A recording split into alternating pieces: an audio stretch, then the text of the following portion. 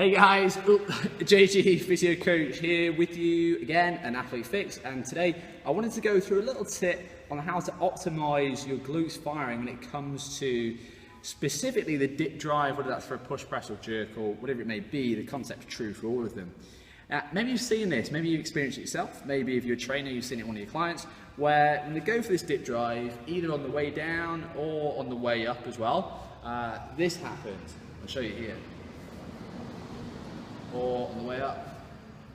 Now, this is relevant massively for what we're talking about because as you slip into this anterior tilt and that really massively increased lordosis, that curve in your lower back, your glutes are getting stretched out. Your glutes are posterior tilted with the pelvis, so the more anteriorly tilted you get, the more they get stretched out. And that's again relevant because length tension relationship dictates that muscles have an optimal sort of length at which they're able to exert the most force, and that's kind of more in the mid-range. So the more stretched out you get, the more your that muscle's capacity to produce force is reduced.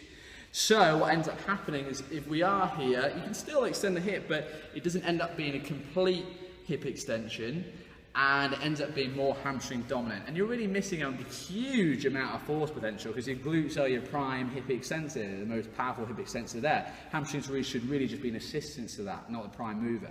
So the dip therapy on the wall is a great means of both assessing this and as a drill, if you notice it either in yourself or one of your clients, to start to correct it. So the wall gives us the feedback to tell us, is your back there or not? If it's not, you're probably in this tilt. If it is, then you're good to go. So the first thing I want to do is make sure, is it happening on the dip or is it happening on the drive, or is it happening on both maybe? So slower is always a better way to go with this, because a lot of times people go quicker, that's when it starts to happen. So you've got to establish, control this at a slow pace and make sure that as you dip down, what we want to see is the back stays flush to the wall and on the drive up as well. Not here and then coming off. You've got to change your thinking about this. It's down, up like this, and it's not back and then coming off the wall forward. It's not a hip thrust. And I think that's commonly what I've seen is that people have this misconception, the idea that it should be a hip thrust forward. It's not. So quick, nice little tip for you today. I've got a blog article on this that you should check out. It goes through it in more detail. And don't forget to give us a like and a share on Facebook if you enjoyed it and found it useful.